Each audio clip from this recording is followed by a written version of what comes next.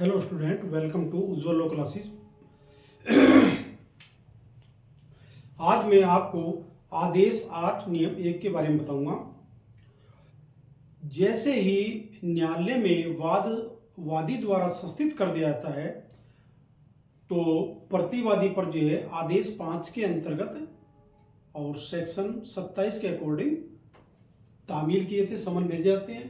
जैसे ही प्रतिवादी या प्रतिवादी गण को वाद पत्र की प्रति और समन प्राप्त होता है तो वह समन की तामील की तिथि से समन की तामील सर्विस तामील की तिथि से 30 दिन के अंदर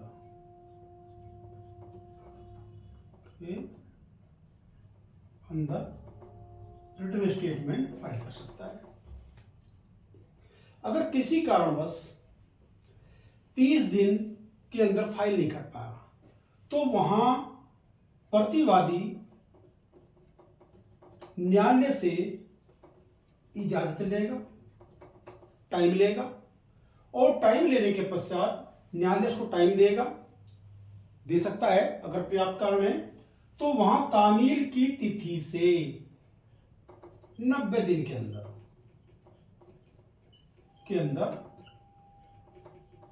WS डिफेंडेंट द्वारा न्यायालय में फाइल किया जाएगा। अगर किसी कारणवश ऐसे कारण है प्रतिवादी के पास कि वो 90 दिन के अंदर तामील की तिथि से 90 दिन के अंदर रिटर्न स्टेटमेंट फाइल नहीं कर पाता तो वहां यह बाध्यता है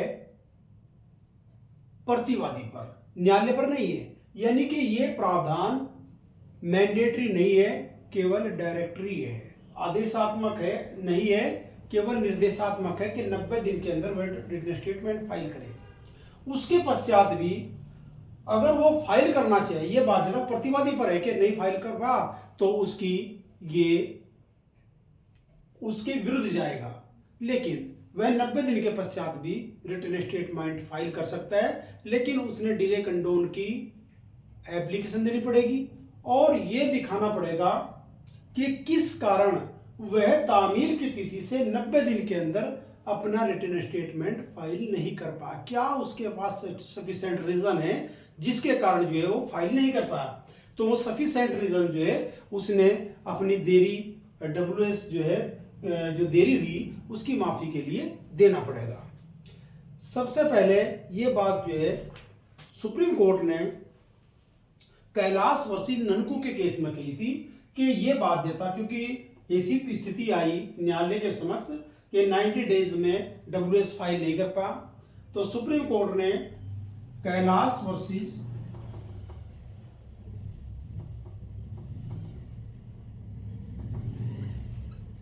ननकू के केस में AIR 2005 में सुप्रीम कोर्ट ने यह बात कही कि यह बाध्यता यानी कि यह प्रावधान जो है आदेशात्मक नहीं है, आदेश 8 नियम 1 का, यह केवल निर्देशात्मक है।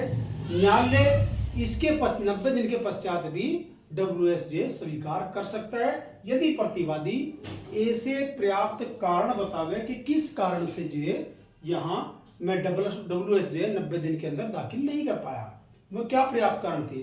और हमेशा 90 दिन के पश्चात जो रिटर्न स्टेटमेंट पत्रावली पर लिया जाएगा वो खर्चे पर लिया जाएगा, कॉस्ट पर लिया जाएगा। पर्याप्त कारण होने चाहिए और खर्चे पे लिया जाना चाहिए। यही बात जो है सुप्रीम कोर्ट में Salem Bar Advocate Association versus Union of India के मामले में कही, और यही बात जो है सुप्रीम कोर्ट ने जोलवा वर्सेस केशव के केस में कही थी। तो उसके बाद ये लीडिंग केस है और जोलवा वर्सेस केशव का केस है, आदि आदि केस इस प्रकार से दिए गए थे। ठीक है जी। अब जब प्रतिवादी अपना रिटर्न स्टेटमेंट फाइल करता है तो अपने डिफेंस के लिए डॉक्यूमेंट भी फाइल कर सकता है, इसके साथ फाइल कर सकता है, कोई दिक्कत नहीं। ठीक है जी। उसके बाद में यहां पर अपने रिटर्न स्टेटमेंट में प्रतिवादी ने ऑर्डर 8 रूल 2 के अंतर्गत अगर वह कोई नए आधार उठाना चाहता है, जैसा कि वादे का वाद परिसीमा से बाधित है, वादी को जो है प्रतिवादी के विरुद्ध कोई वाद हेतु दर्शित नहीं होता, वाद को संयोजन या असंयोजन से बाधित है, आदि आदि जो अतिरिक्त कथन करना चाहिए वो भी कर सकता है। उसका जवाब तो देगा ही वादी के वाद पत्र का, लेकिन ये अतिरिक्त बात भी कह सकता है। न्यायालय को क्षेत्राधिकार नहीं है, आदि आदि बातें जो लीगल इश्यूज बनेंगे उसके लिए उठा सकता है। उसके बाद आता है मुजरा, सेट ऑफ। ये बहुत ही इंपॉर्टेंट है मेंस एग्जाम के लिए। मुजरा और काउंटर क्लेम, ऑर्डर 8 रूल 6 में मुजरा यानी कि सेट ऑफ।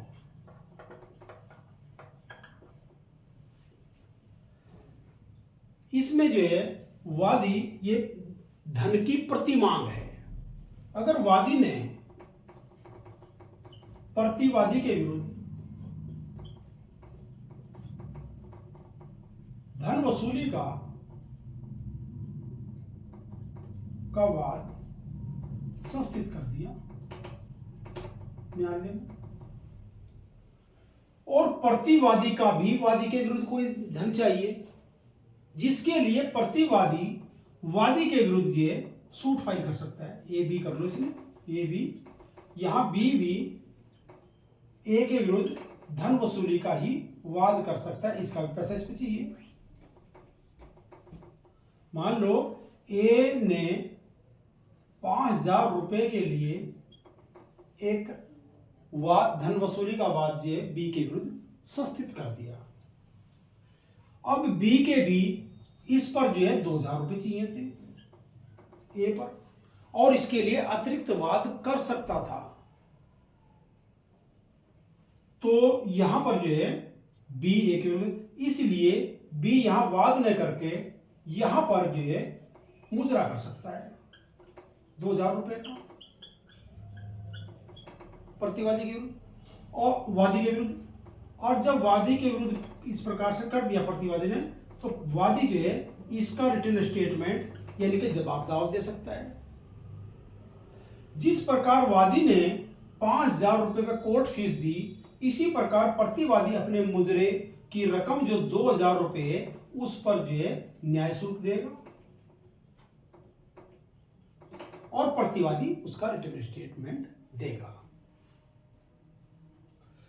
मुजरे 2 प्रकार के होते हैं।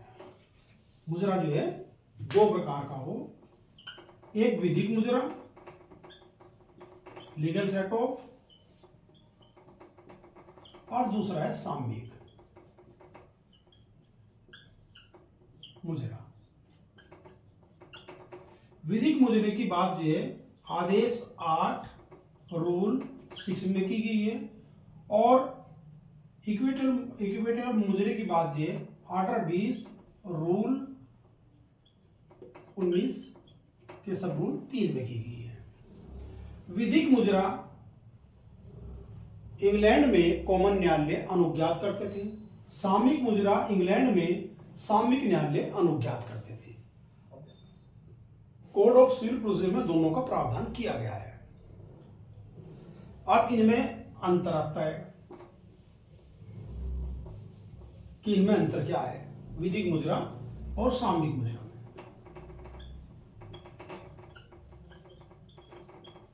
मुजरा और सामयिक मुजरा,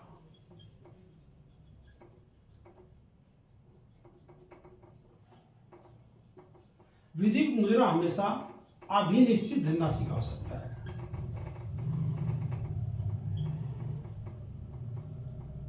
धनराशि का, लेकिन यह अनिश्चित धनराशि का हो सकता है।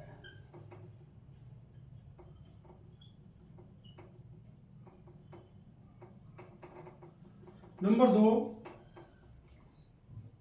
विधिक मुद्रा एक ही समव्यवहार से उत्पन्न होना आवश्यक नहीं है। एक ही समव्यवहार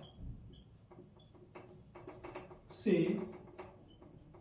उत्पन्न होना आवश्यक नहीं है, लेकिन सामयिक मुद्रा एक ही समव्यवहार से उत्पन्न होना आवश्यक है।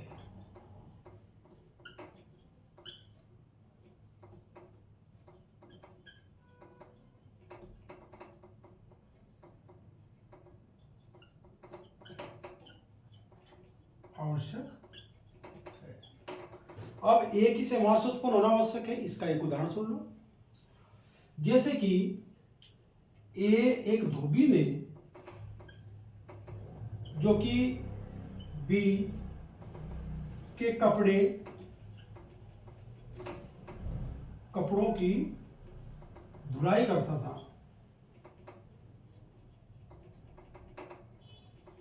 अपने वेतन के लिए धन वसूली का दावा कर दिया।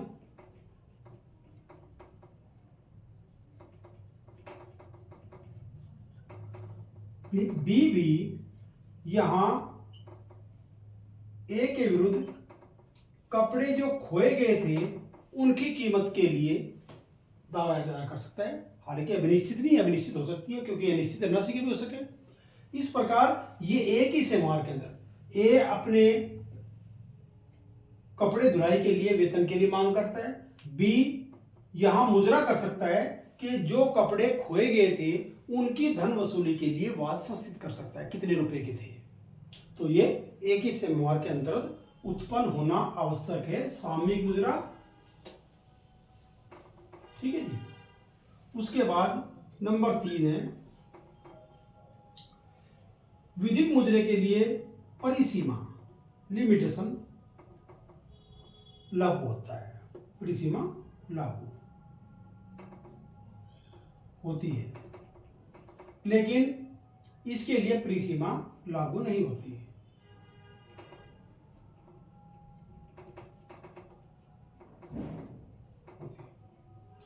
नंबर 4,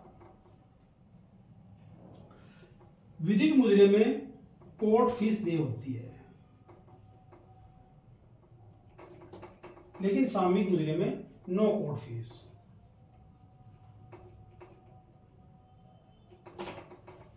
ये जो है अंतर है, इसमें बहुत मोस्ट इंपोर्टेंट है, एग्जाम में निश्चित रूप से आता है।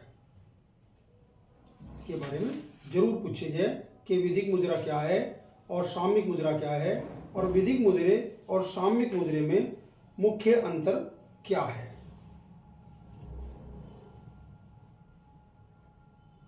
एक चीज और है कि विधिक मुद्रा साधिकार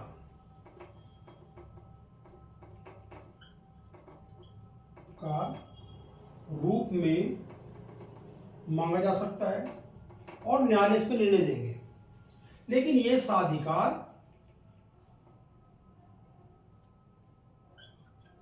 का नहीं मांगा जा सकता। तो ये 5 अंतर हो गए जो मोस्ट इंपोर्टेंट है इसके लिए। अब आता है काउंटर क्लेम, प्रतिदावा। प्रतिदावा मूल सीपीसी में नहीं था, ये जो है प्रतिदावा ये काउंटर क्लेम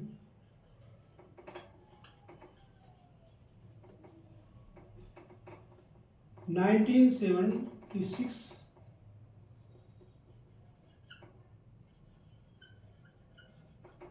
एक्ट द्वारा जोड़ा गया, और ये 6 के बाद 6A जुड़ेगी इसमें, और 1 जनवरी 1977 से ये इनफोर्स हुआ।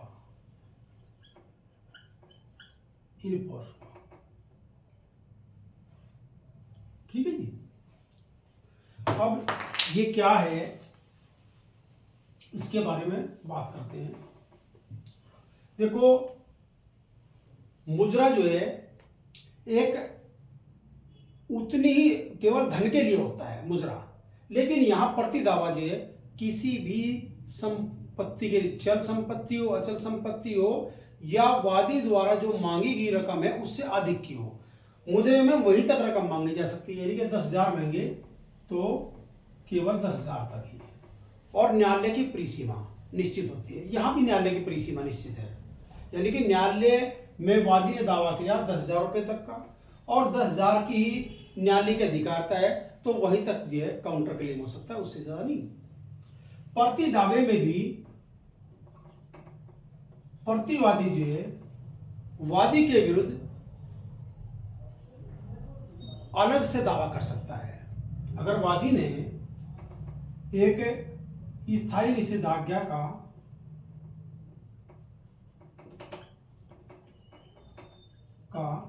वाद संस्थित कर दिया बी के विरुद्ध एक्स प्रॉपर्टी संबंधित, तो बी यहां जो है इसके विरुद्ध स्पेसिफिक परफॉर्मेंस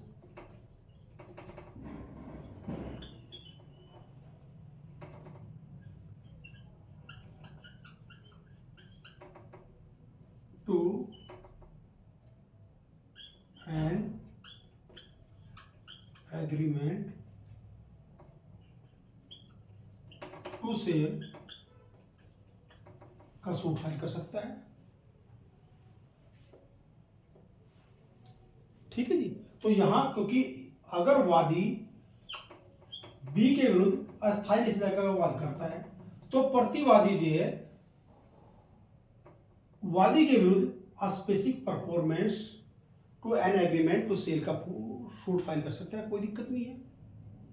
क्योंकि यहां एक चीज होनी चाहिए कि वादी के दावे का प्रतिवादी के प्रति दावे से कोई संबंध होना जरूरी है। अगर बिना संबंध के जो है आप यहां काउंटर क्लेम करते हैं तो काउंटर क्लेम चलने वाला नहीं है। काउंटर क्लेम तभी चलेगा जबकि वादी के दावे से प्रतिवादी के प्रति दावे का कोई संबंध हो। यहां पर वादी ने दावा किया तो कोर्ट फीस दी, प्रतिवादी भी यहां पर स्पेसिफिक परफॉर्मेंस में कोर्ट फीस अदा करेगा। ठीक है जी।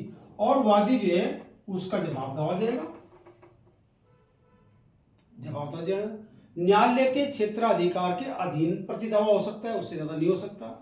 वादी जिस प्रकार वादी ने प्रतिवादी के विरुद्ध अनुदोष के लिए यहां दावा किया, प्रतिवादी भी ए के विरुद्ध दावा करने की अधिकारता रखता हो जब ही काउंटर क्लेम कर सकता है, अन्यथा नहीं करेगा। अब यहां दोनों के बारे में, मुजरा के बारे में भी और प्रतिदावा के बारे में एक बात और बताऊंगा आपसे। चाहे मुजरे का दावा हो चाहे प्रति दावा हो, अगर वादी का वाद खारिज हो गया, डिसमिसिंग डिफॉल्ट में खारिज हो गया किसी कारण से, तो प्रतिवादी का यहां पर मुजरा हो चाहे प्रति दावा हो, दोनों चलते रहेंगे और न्यायालय उसमें निर्णय दे सकता है, कोई दिक्कत नहीं है। ठीक है जी।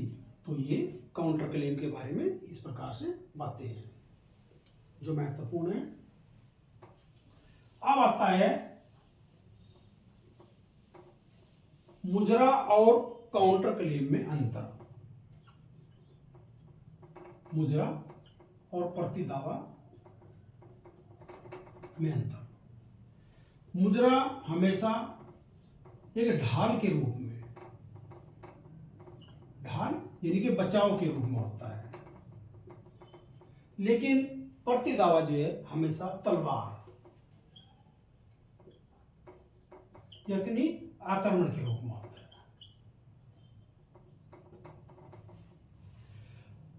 नंबर 2, मुजरा हमेशा अभिनिश्चित राशि,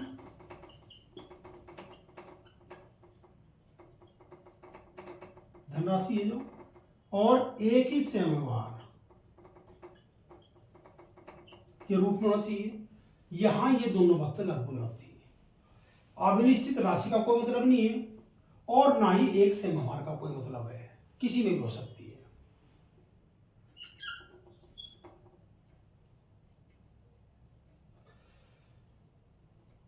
मुद्रा केवल धन की अभिनिश्चित राशि होनी चाहिए, यानी कि मनी रिकवरी सूट में लागू होता है।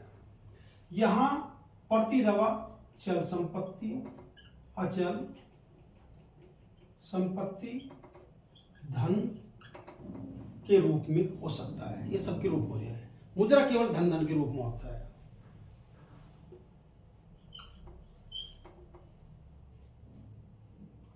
और चल संपत्ति धन के रूप में ये जो है वादी द्वारा धन वसूली की मांग तक, यानी कि या उससे कम धन के लिए हो सकता है।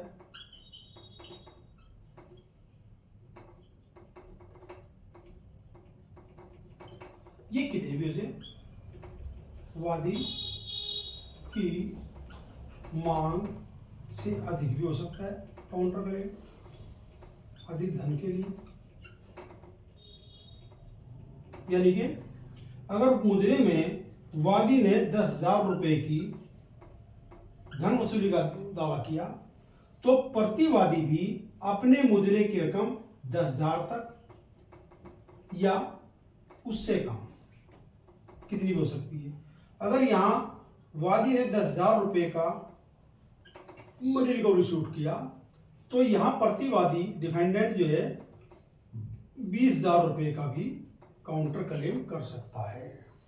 एक चीज और है इसमें कि मुजरा तभी कैसा है, वाद संस्थित करने की तिथि पर वसूल योग्य हो। वाद संस्थित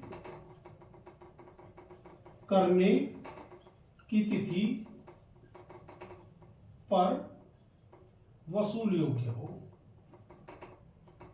लेकिन प्रतिदावा, जब प्रतिवादी WS फाइल करता है, रिटर्न स्टेटमेंट फाइल करने की तिथि पर वसूल योग्य हो,